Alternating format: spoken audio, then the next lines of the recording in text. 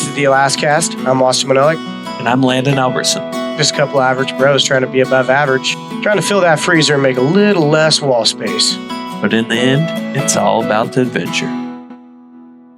This is Admiral Blackbeard. I should have just introduced him as such. He'll have a rebuttal in a minute. I'm sure he's got more jokes and one-liners than a dirty sailor. Because I am a dirty sailor. Because he is one, right? It's easy. There ain't no pretending. This is the real deal. He is known as Blackbeard on the Copper River because he runs AK Expeditions. We do dip net charters on the Copper and both the subsistence and personal use fisheries, as well as we do some on the Kenai as well. Okay, very cool. So you got a fleet of boats, and you're going to be going and test driving another one here. So I know time is of the essence for all this. So this might be a little bit shorter than our others, but that's good. It's going to be short and sweet. We're going to get to the juice, as I like to say, and we'll get to know. Dive right in. We're going to dive right in. So real quick, where are you from? I came out of Michigan. Oh. So I came up in 2004 to build a gas turbine power plant up in North Pole as a construction manager. And that's what gave me the taste of Alaska. And I just never left. See, you started in construction. Yep. And then you migrated. I mean, we were talking a little bit about. Did we ever introduce him as his name? Just Blackbeard. No, he's a pirate. I'm Admiral Blackbeard with AK Expeditions. That's all you need. That's all you need to know. I'm Mark Spencer. almost had a slip. I'm Admiral Backbeard. Well, if you peel the shirt off, you might see some backbeard. You're talking about that. How far does that beard go? Exactly. It's a wraparound. Oh, man. I think we had, I did my bachelor party, and with Mark, that was the first time that I met him. My brother's been down there and spending time, and it was like we're dipping from the shore. We went 24 hours, caught like one fish, had these tiny nets, and we're supposed to be catching the salmon for my wedding, right? Oh, okay. So you had a goal. Yeah, we had a goal, and then the fish weren't necessarily like really in, and we came and hit him up. We're like, "Hey, we need an emergency." Augie's like, "I got this on lock," and we went up and then basically jumped in his boat and put on a sleigh show, buddy. Yeah. Cool. Should just call it a sleigh, not a boat. But yeah, we crushed it. Yeah. It was a bloodbath for like a while, and we had a really great time. We hit it off. He was playing music for us, and after you get battered on the shores or like fighting for your life on the cliffs and shit in a fishery, it is the most dangerous river in North America. Yeah, it's gnarly for sure. High volume. It's the 10th largest in the United States, and it's glacial fed and silty and nasty. Mm-hmm.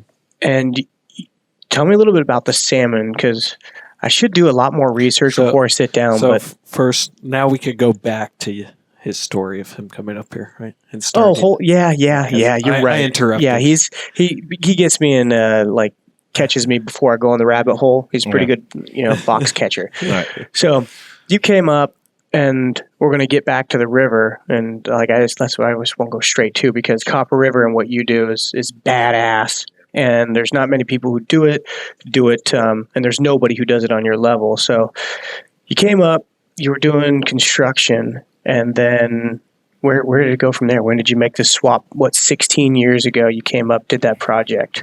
So, building power plants and stuff as a construction manager, specializing in the mechanical and DDC systems. We worked, I came out of Detroit, Chicago, building power plants, automotive plants, high-rise buildings for General Motors, Ford Motor Company, and came up here as an opportunity. And the projects we worked on specifically, especially up here in Alaska, there was a kind of a talent pool deficit to build these big industrial projects. So I came up on a project and, finished that project up, working out at North Pole at the Flint Hills refinery. And then I finished up that project, and then I actually did go south for a little bit down to San Diego to defrost, because coming out of the Midwest and up to North Pole was pretty brutal. So I was up here a couple years and then defrosted down in San Diego and Palm Springs for a couple years, but all my vacation time, everything always brought me back to Alaska. Then came up in, I guess I went down in 06, came back in 09. Were you always a hunter? Always a hunter. Came up bird hunting and deer hunting out of Michigan, and quail and stuff down in Georgia, and pheasants and stuff in the Dakotas, but never big game. And when I came back up to Alaska in 09, I came up to build Providence Tower S, actually, and cool. A bunch of the F-22 squad ops facilities and stuff over on J-Bear. So I finished those up and got in with a big engineering firm out of Boston, and I was their senior construction manager up here for all that time. And we, in the meantime, I'd been started guiding, because I enjoyed being out, and the construction business kind of slowed down a little bit, and they were going to move me to Chicago to run some work down there, and I opted to take a layoff instead. Yeah, you said, I remember this, they made you an offer that you couldn't refuse, and you refused it because Alaska was in your blood. Right. Yeah. It's write a blank check. What's it going to take to get you here? And, as great as Chicago is, it's got nothing on Alaska. So we parted ways, and I started guiding full time at that point in 2015. Big game. And we really amped up our DipNet charters and all of our charters, and we started with one guy, a boat, and a dream, and now I'm a fleet admiral. The Admiral. How many boats? With a how many boats do Blackbeard. you got now? We have 5. Okay. So, and we actively run on the Copper. We run 3, and then we do some boat rentals down there as well. And so on a really busy day, we'll be running 6 to 9 charters a day, depending on how many people are down there. Gotcha. Sweet. So when did you actually start AK Expeditions? We started in April of 2013, and I was still working full time as a senior construction manager, and that funded all of my fun. And I was hunting and fishing, and we had a ton of time off and flexible schedules, and as long as I could have cell service, I could take part in meetings and other things while on the river. And so our engineering team was down south, so they didn't care as long as the work got done, and work always got done. Yeah, well, so you built one dude, one boat, one dream.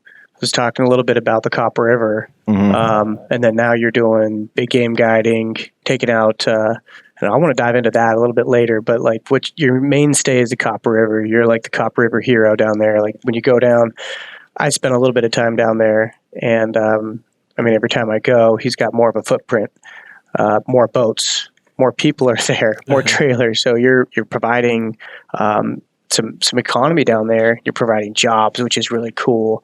And you're also providing a lot of people with salmon. And I know a lot of people are like me. You go down there and you're like, okay, better not fall in, wear a life jacket, because this river takes a lot of people's lives. And so you came in, you figured out there was a niche here to come and operate, but you came out and you figured out like the high end, top notch portion of that fishery. Sure. And so kind of how that started is, being a construction manager, you take clients out hunting and fishing, and you go to the nice lodges and the nice everything. So it's always top notch. And I felt if I was going to do something, like anything I do, I want it to be the best it can be. Mm-hmm. So each year, we look and strive for constant improvement. What can we do better this year than we did last year? Our footprint has gotten substantially bigger. We've bought property in Chitina, and so now we operate out of our campground right in Chitina, and we launch the boats from, depending on what fishery you're in, we launch them at different locations along the river. And so that's really, really been nice. We're able to hire local people when they're available, and providing access to that river is super important because, you can simply fall in it and drown, and people do every year. Yep, and that was one of the ones we talked about being the most dangerous river in North America. I mean, people fall in and die, and what it really is, it's a subsistence fishery, personally used fishery, where people got fish wheels, and you can also dip net salmon.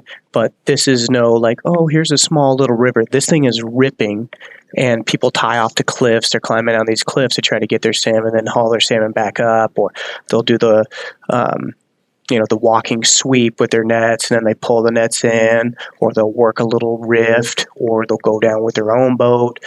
People lose boats every year. You go there, you'll see a fish wheel washing down. You'll see like parts of docks. You'll see, and then some years you'll see the tops of RVs when people drive down and get on the Copper River flats there.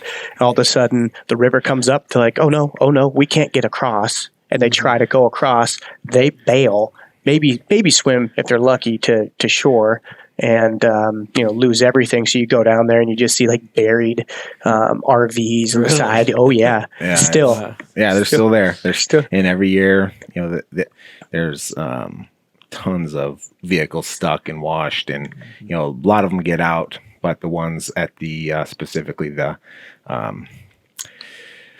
the Katsina River, the confluence there, that thing's littered with bones of RVs and broken dreams. so bad days. Yeah, let's go RVing, they said. Well, I didn't get that insured before we left. You should have. Definitely. Get a life insurance policy. Double it. Yeah. It's serious. So if you're going out dipping for the weekend, upgrade your life insurance policy. Absolutely. Well, it's a beautiful snapshot of what Alaska is, right? Like you have people from all economic classes, from like very low, barely getting there, trying to get salmon, get out. Then you got people who've got brand new 2020 or 2019 2,500 rigs, big trucks, lifted. Do they necessarily need to go down there and catch salmon? No, but that's being Alaskan. Let's go down, let's go catch our Copper River salmon. I mean, there's nothing like a Copper River Red, nothing like Copper River King. People talk about it. It's world famous. You go down to Seattle, Pike's Place, they're getting top dollar for these fish. And why is that? Why does the Copper River? So I would say in large part, Copper River Seafood has probably done an outstanding marketing job. But the other fact is it's got super high fat content because that river is so big and gnarly and fast that those fish have to swim a long ways to get up the river and through the canyons. They produce a lot more fat. And so when they're catching them, you slice them open when we're doing fillet services or whatever. And, you can see the marbling in the meat, even, 80, 90 miles inland where we're at. So, that has sustained the Athabascan people for generations. And they weren't catching bright chrome fish down at the flats or, out commercial fishing. These folks are been subsisting on that fish for millennia. And it's high quality fish. Mm-hmm. So even that far in, it's outstanding. So, Mark, kind of go over what a daily operation would be, or do people come down? Do they camp? Do they spend a couple days?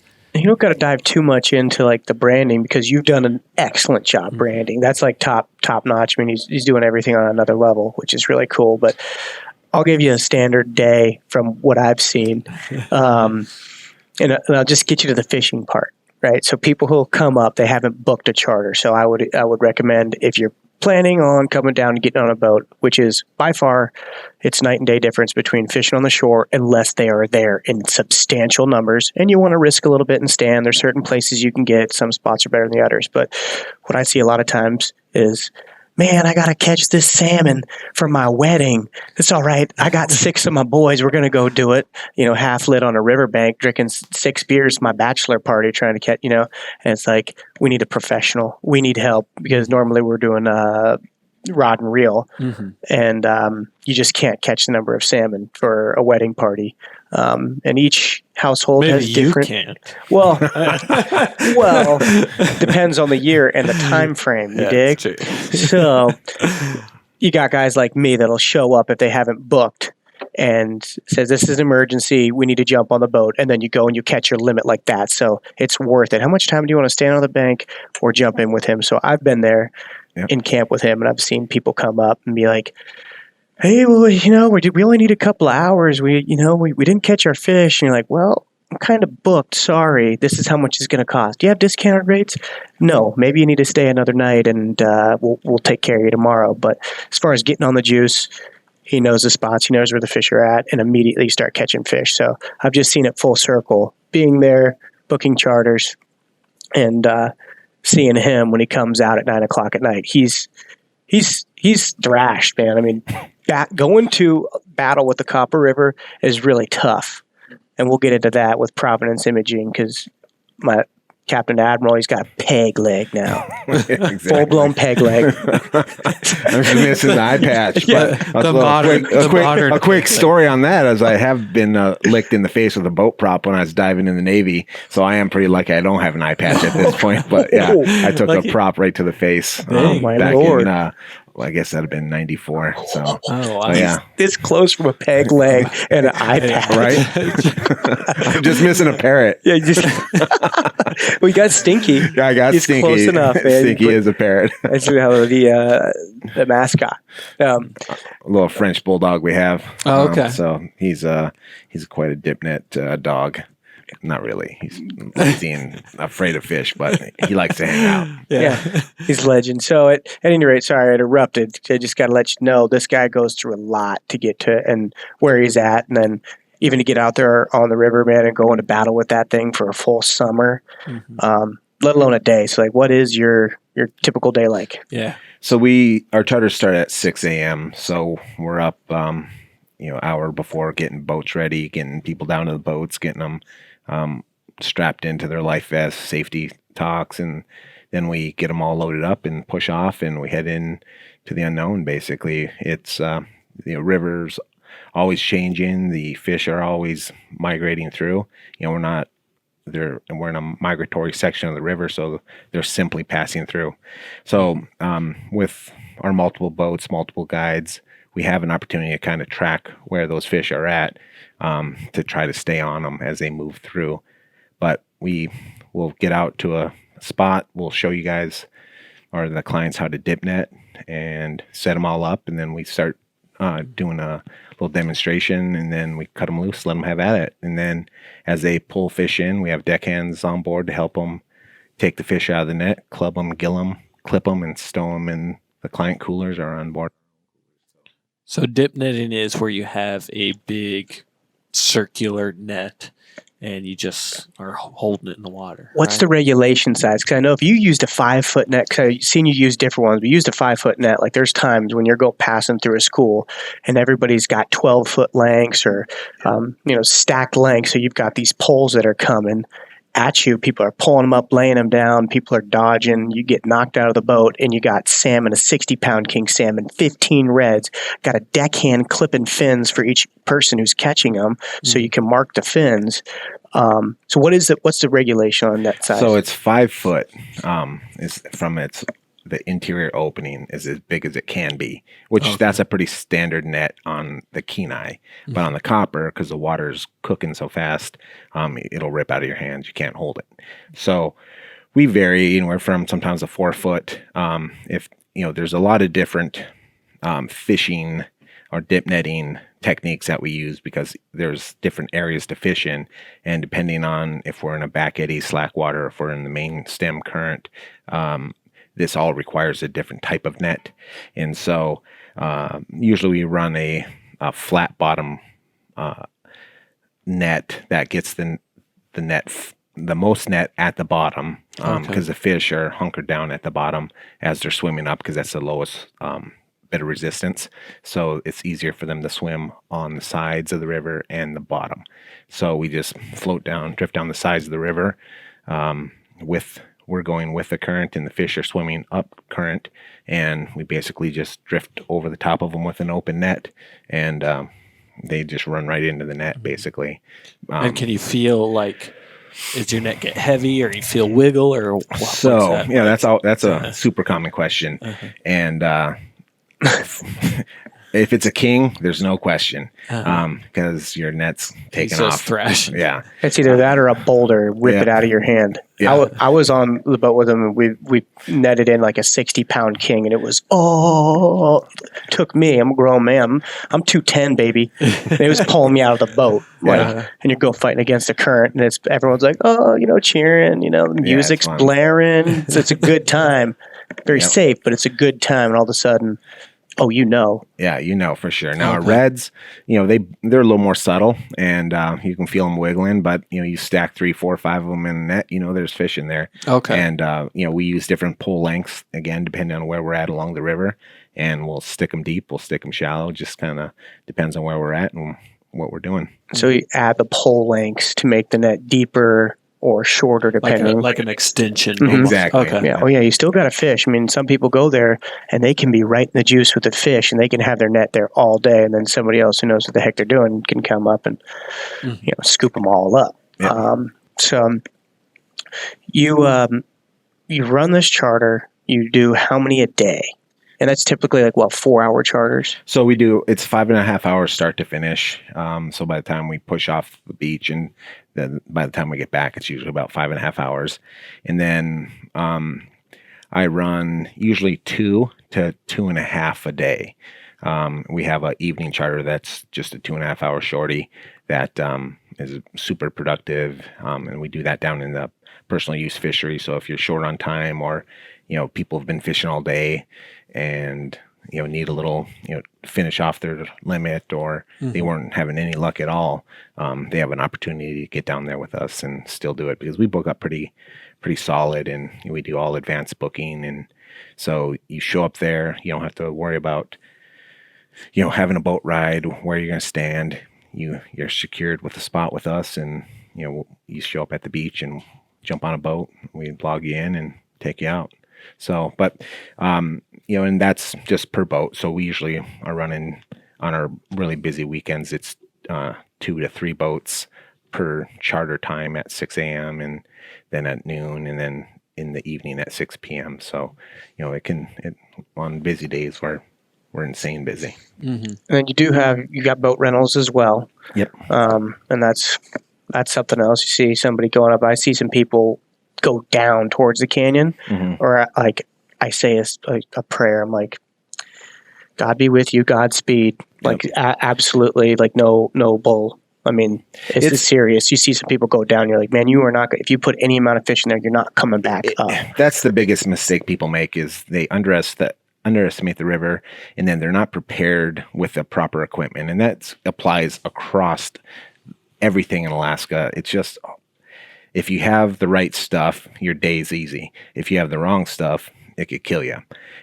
So we run, our rentals are Zodiac Mill Pro, and they're the Zodiac Mark 5 HDs. So incredibly safe. You could fill the entire boat up full of water and still have plenty of freeboard to float it and operate it. They're Hypelon boats. They're the same boats that Spec Ops use. And so it's a baller boat. And we run them with Honda 100-horse jets, all new stuff. I wouldn't put anyone in a rental boat that I wouldn't put my own family members in. So, we use top of the line everything, whether it's Willie Boats, Zodiac Mill Pro, Honda Marine, Wet Sounds for the jams. Yeah, for the jams. For the jams. You need the jams. The salmon. The salmon, the jamming salmon, yeah, right? That's it. And this river, I don't think we can really just paint a picture of it for how dangerous it is. And then also the weather in Alaska. So when I say he's beat at the end of the day, you've gone to war. Going out, the wind, it creates its own weather pattern coming in and out. It sure does. And then that wind is just ripping. So there's not really any bugs there, which is tight.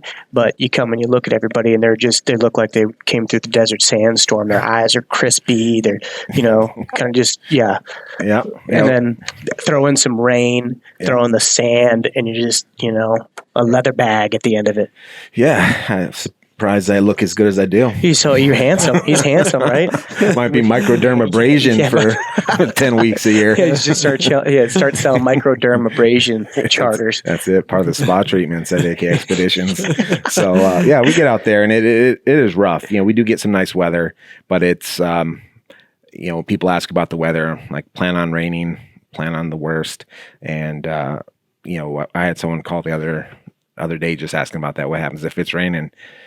Bring a jacket. Let's go fish. Nothing Buttercup. but lightning bolts. Yeah. Keeps us off the river. And that's if they want to stay out there, they're the ones holding the rods. But I generally will tell them we're going in for a little bit. But I think in the last 7 years, that's happened once where we kind of called it for a little bit and let it calm down. But we use the top line everything so we can stay out there. We're comfortable. We give a lot of feedback to the customers prior to booking, so they know what to expect, and we have it pretty good. So with this river being as choppy as it is, and turbulent, where it seems like water's coming up, it's going down, it's going up, river, it's going down, it's swirling across. Like, it's hard to hold these nets. Then you're operating a jet boat or prop boat, open bow prop.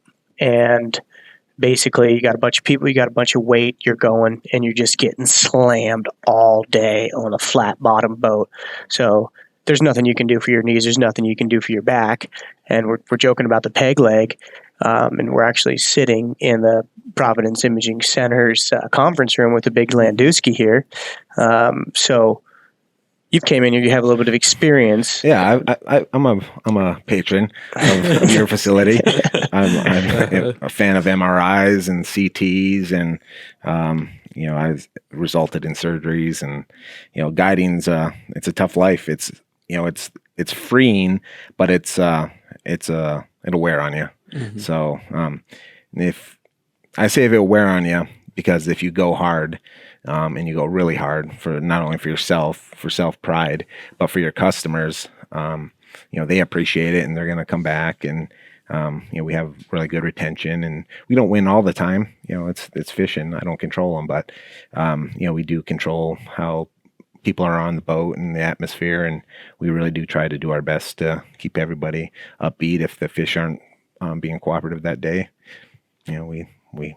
Like anything in Alaska, deal with it. Yeah. Gave her hell, man. Give her hell. Well, so you've got the peg leg. You just got a knee replacement. Where we're talking about a future hunt. We got some things, some irons in the fire here, because you didn't normally have that time. You'd be out guiding moose, bear, caribou, because you thought, I'm going to be out with this knee. So you got your MRIs. Your knee is what's going on with the knee and the peg leg here. So I did. I was packing out a Cape in fall of 16 up in Kotzebue, and like I said, guidance hard on your body. I took a little bit of a back, like a little shot of sciatica in my leg, and it kind of healed me over a little bit and twisted me up, and I ended up doing an avulsion fracture of my tibia and medial meniscus tear. Being out there, and we still had clients to pack out, and we still had, I think, 2 more moose hunts that season, and bone on bone. Yeah, so I literally ground it out, and took about a year. I thought PT would work, and it was about a year and 4 months post injury when I finally got surgery done, and then I went right back at it and tore it again, and just had another meniscus tear that they tightened up and cleaned out some patella stuff and got all the garbage out of it and cleaned it up, but they didn't try to sew back the flap. No, everything. They were just clip it all out. So my knee's a little thinner now, which I appreciate. Sexy kneecap. Right, just trim it up a little bit, sexy it up. Well, I got I was talking to him, but college athletics and walking, the pounding, coming down shale, the heavy weight on your back, the tussocks. They're like, oh, I can step on that. Nope, you down, and you just got to go with some of those. Like if you try to fight it and you try to stand there, you are going to snap your leg off its hinge. Yep. So with old injuries with me, I got imaging on both. I got my meniscus, but it wasn't a meniscus tib fracture snap off bone on bone situation. It was just, the knee on the knee and the meniscus. What the meniscus is, it's like a C and a O that sit on top of your shin bones that connects, where your knee and your thigh come down, and it's the cushion. So that's a little cushion where your little knee goes back and forth and it glides. And a meniscus, if it gets tore, it'll roll up and into your knee will lock up, and it's pretty painful. And then you got to kick it out, and it'll roll out, scar tissue will go in there. So I had it done on my left, and they trimmed out like 30-40% of it. They just trimmed a lot, and you're like, yeah, that's better. But I needed to get the right one done. I said, screw it, just leave it. Like, just going to let it get hamburger and whatever. That might hurt me later on. I might be on a hunt and then have to literally grind it out. But once I get some captain time on the copper, right maybe I'll earn the peg leg. Exactly. So yeah, it's rough. Guiding in Alaska, and then we both, and a lot of people enjoy hunting not only as a professional but as a, I personally hunt and fish, and I know where the animals are, so I know they're not over that ridge; they're over the one behind it. Yep. And it's push harder, go farther, but it pays or takes a toll on your body, and you pay for it for sure. Yep. It's like I've said this a few times, but 10% of hunters get 90% of the game, and a lot of people are like, I just don't get it. How are they successful? It's like, I put in the work. It's like, yep, you got there. And that's where the critter was last week. This week, he's already seen a couple dudes, and he's up and over. Especially if you're, like me, pretty average bro, got a 16-foot, little jet boat, 2008 F-150, and I'm just out there competing. So you got to go further if you're in my situation. And there's an incredible amount of badasses. And we're talking about you being on a boat, grinding it out. But you got to feel sorry for some of these poor sobs on the side of the canyon of the Copper River, strapped into a rope, like thinking, I got to catch some salmon. My wife is pissed. This was supposed to be the boys' weekend, but if I came back, she's going to look at me. It might be a Brokeback Mountain situation. Exactly. Like, look at this poor guy. Like, look at this guy. It's, there is certainly there is an adventure type that is well suited for dangling off the cliffs or, kind of wading into that water. But I'm not that guy. I was a diver, in the Navy. I see what water does all the time, and I know I don't want to be in it. And so you see these folks, and they're riding the struggle bus, and we just we go out there, we try to knock it out, we do it safe. And it's an opportunity for people who don't want to, who are less adventurous or maybe have, different means to come out and see a part of Alaska that most Alaskans don't get to see. Ripping through Woods Canyon in one of our boats it's epic. For real. And it's. Do you ever see any buffaloes? I saw one last March, but we shot it. So we had a tag, and I was able to take part in a hunt with a friend, and she drew that tag, and we went up and flew around and put down, and were able to. We got beat a couple days chasing them around. There was a wolf after the group, and we saw some bear tracks, and so we moved. But they're there. It's hunting. That was the Copper River herd, and I'm actually Native American as well. I'm Sioux, and so to be able to hunt free range bison was like a truly primal experience that I felt pretty special. I actually talked to some of my cousins down in South Dakota and got some prayer, like I'm gonna call it paraphernalia, but basically some. What to do and what to say after you've shot it, and some sage to burn, and stuff like that. So I did a little ceremony after we shot it, and pay respect and thank the animal for its sacrifice to us, and that really meant the world to them and to me to be able to have that opportunity. So that of Alaska hunts right now, that's probably one of my most memorable. That's awesome. That is awesome. First off, thank you for your service to this country. If I haven't said it once, I'm saying it again. Absolutely. It was a good time. Navy. Go Navy. And go Navy. Man, if only the Navy could have just taken one of those eyes, man. Yeah, I know, right? Full parrot. I could have done it. Full pirate. It was close. Trust me, it was close. As close as you want to get with a propeller in the face. Oh, my gosh. So. Well, that's very cool. And thank you very much for sharing that story. And there's a little bit of a small backstory here. So permits just came out. I know you got a goose egg, and I basically got a goose egg. I got an under-described hunt, and I'm having a hard time looking at landing in the eyes. But I became very much less peanut butter because I guess he's been up here for 5 years now. I've been saying 2, but he's been here for 5. And guess what, Mister Drew, this year? DI 454. No way. Yeah. Wow, that's pretty baller. Yeah. So I'll be cruising the copper. Yeah, looking for them buffalo. Yeah, that's a good hunt. We'll talk a lot about that. I think there's some easy ways to do it, and there's some hard ways to do it. And I'm a boat guy for sure, but I gotta say a plane is the way to go. Yeah. And in the winter, the buffalo sit up on these high bluffs, and there's access permits available through OTNA. And is that what you guys did? Did you guys get the permit? We do commercial permits with them for our charter business. But what we did is we flew around until we found some that weren't within their property. So it was, I think, 5 to 6 miles off the river corridor. And we use Onyx maps to pinpoint the checkerboard that is along the Rankle St. Elias National Park and then the river. And so we were able to find a group that were in there and land. And we did mention that we might land on their property, and but we weren't going to hunt on it. So gotcha. Because there was just basically when you're flying in on a cub, you've got cub on skis, you can land on all these clearings, but it's mostly pine or spruce forest up along that section. And so you land on muskeg, basically, that's frozen. It looks like a pond, and it could be a pond.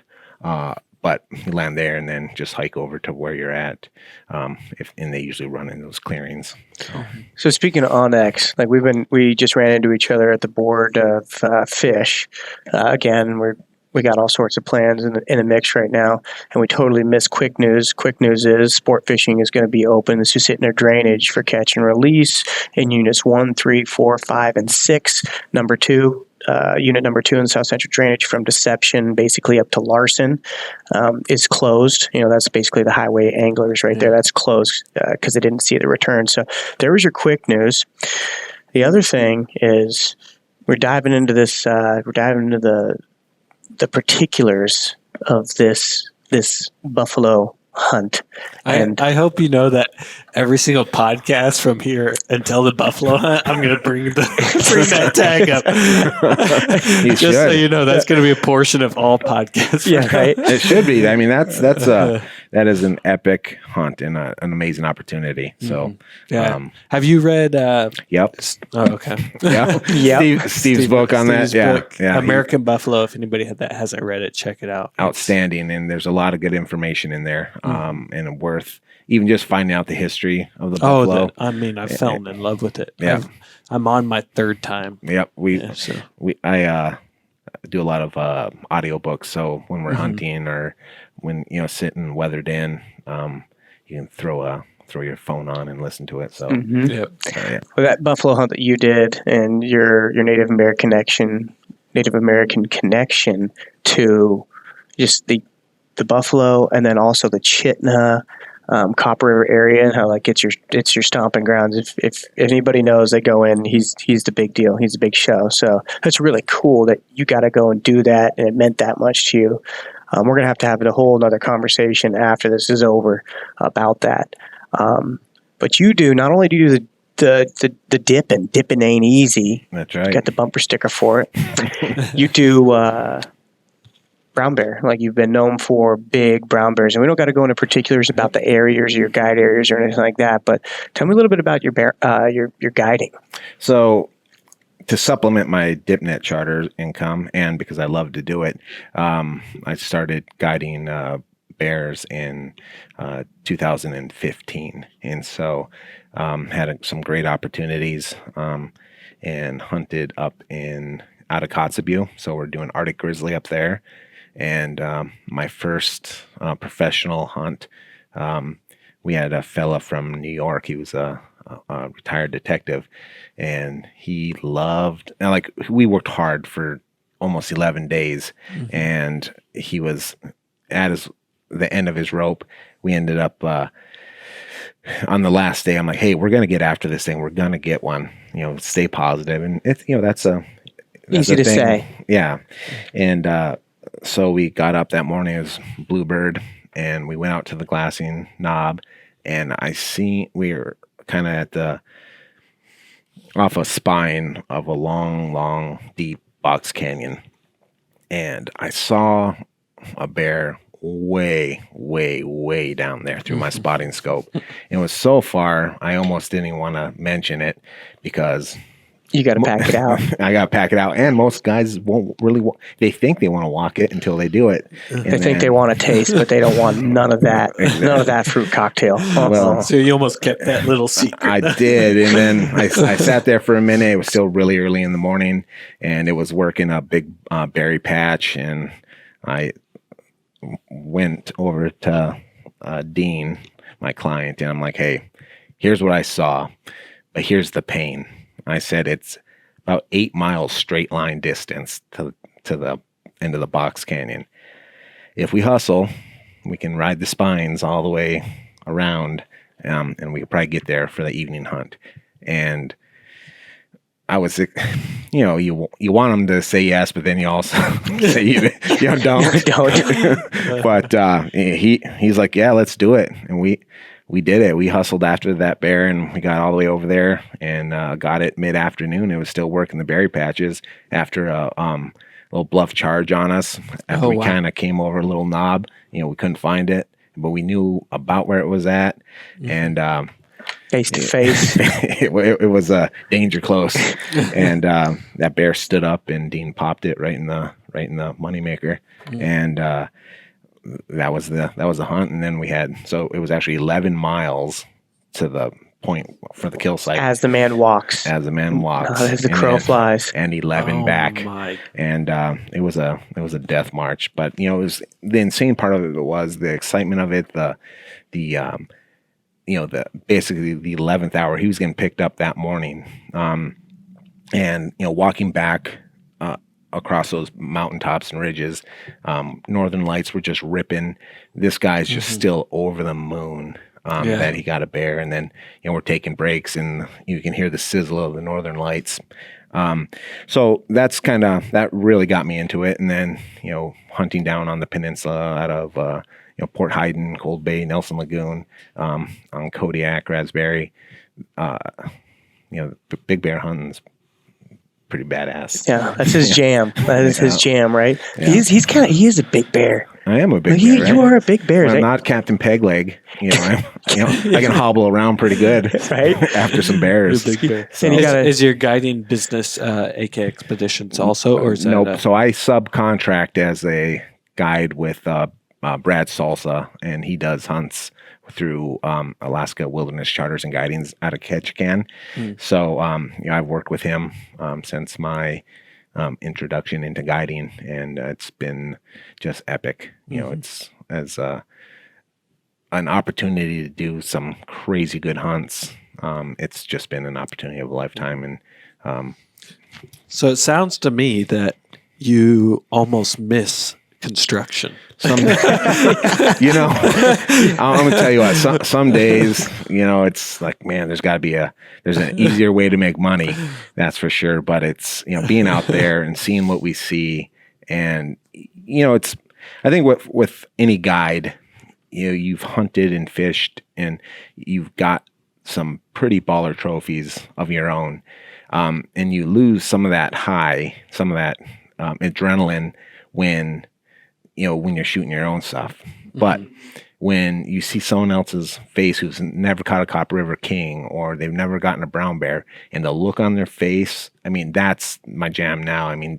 It pumps me up. So it's intoxicating. It really, really is. And it's to see that satisfaction, and to see people who don't generally run the mountains like we run, and grind the way we grind, to get them out there and get them to a target and get them to execute.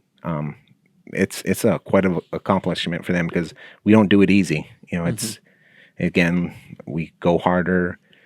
We push to the next ridge. We go through the next water crossing, and it can get gnarly. And they get they're out of their comfort zone for sure. But once we get them there, we're confident because that's what we do.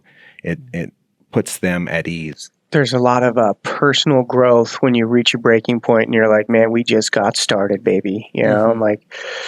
But once you target acquired, all right, there it is. And you go and take it.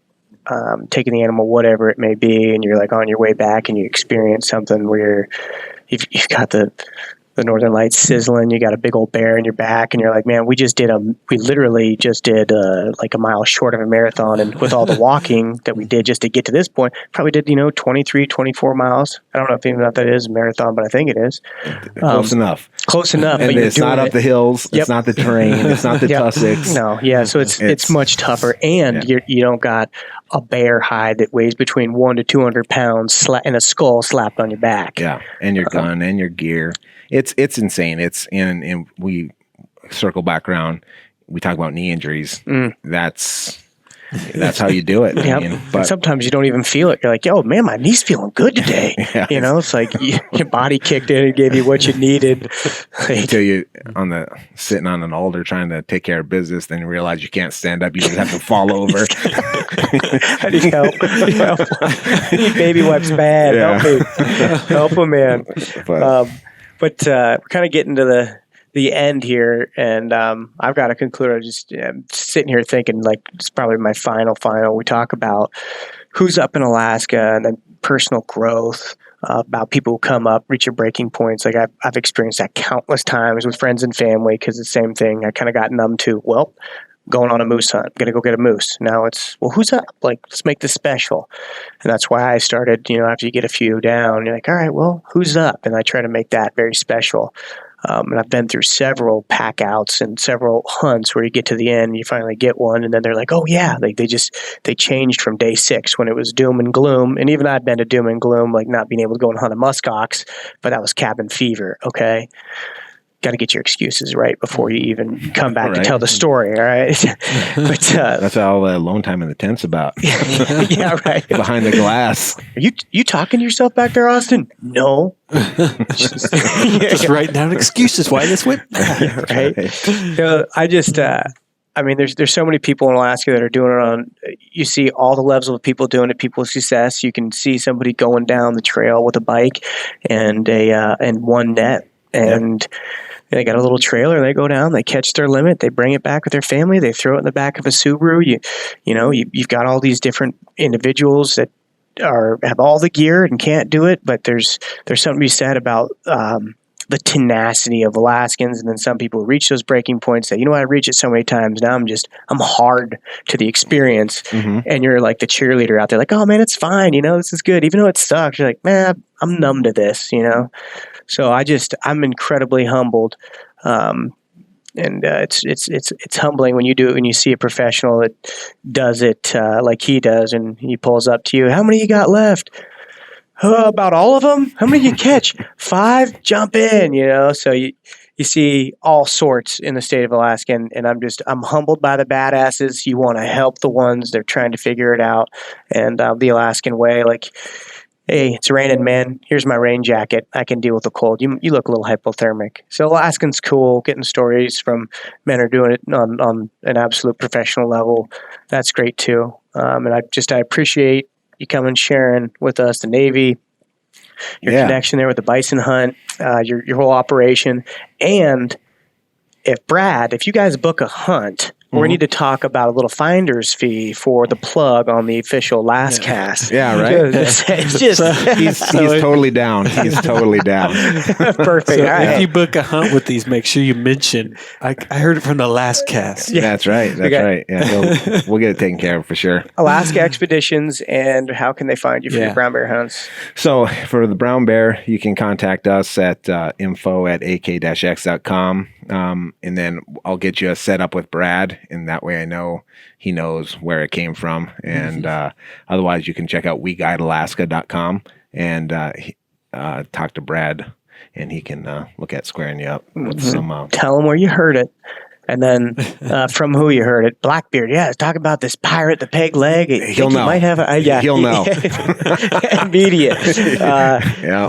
So, and then AK Expeditions. You can follow you obviously on the gram. And I've been seeing some editing coming out. You got some slick, like little shorts coming out, little films. Yeah, cool. It's we're selling an experience. It's like I said, sometimes the fish aren't there, and so we do other things. And that's one thing I always tell the guys, like, look around. I mean, fish, whatever the fishing's doing, don't forget to look around. I mean, we're in God's country, truly in an epic fishery, and just having an awesome time. He said, look up and look around, and you're holding on for dear life. A 60-pound king's trying to pull you over the boat. Right? Well, look around, enjoy it.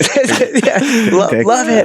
That's right. So where they can find you on the gram, but where can they book, and which website? So our website is ak-x.com. Or if you Google DipNet Charters, we're earned the largest DipNet charter company in Alaska. So any kind of DipNet charter you'd punch in, we should pop up. If not, we've certainly got the coolest logo and the most badass equipment, hands down. So for sure, and boats. Yeah, it's an awesome time, and you're going to go do it safe, and you're going to feel you're cooler. I've never seen it on a bad day with you ever. You talk about it, but I think that's a myth. He's just being fair here. So. You got what's your finals? Other than we got the plugs out of the way. We got the plugs. Well, first I want to thank you for coming on and taking the time. My pleasure. To do that. I think that we'll have to maybe do this again. I want to hear a little bit more about those brown bear hunts and other experiences. But I appreciate you coming on. Yeah, I'm glad to be here. Thanks for having me. And you might even see me down here lurking around the campground. We might have to chat about doing some type of charter donation or something, and we'll plug that down the road. I don't know when this is going to get edited. The big Landowski's in charge of all the magic. Okay, I'll work it. Yeah, let me know. We do stuff. So we got space, and we're doing some stuff with National Park and taking some of the Athabasca Native kids up to some of the old historic sites along the Copper River with the National Park System this summer. So very cool. Excited to do that, and excited to get people out on the river. And we're all about sharing and helping and having a good time. Having good times. Only a few short months away. It is. And I'm sensing another evening full of whiskey, podcasting, and talking coming from the center. He's at the center. He's at the epicenter of the Copper River, Chitna, Dippin' Ain't Easy, world famous fishery. So I think we should do another one down there this summer. We can talk more about the buffalo, some close encounters, where we're at, how the fishing was doing, and get an update. So on the spot, maybe live some red salmon. Oh yeah. Maybe I'll bring some of that bison down. You can nibble on that, give you a little taste of success. Taste. It's just going to taste bitter. It'll be just like the tip, like a tri-tip or something, of course. Oh, man. I'm still not looking at you in the eyes lately. That's right. But, all right. Well, thank you, guys. I better scoot, but this is the official Alaskast. And if you got any questions, hit us up on the Alaskast@gmail.com. Any corrections, you can follow us on the gram. We've unofficially launched. We're going to get a few more, and then we're going to start dropping some heat on Mission Alaska and our websites. And this is just the beginning, so bear with us as we get better, and we have more kick-ass people than ourselves on. And, thanks for tuning in. Heck yeah. Thanks, guys. Thanks. See you on the river.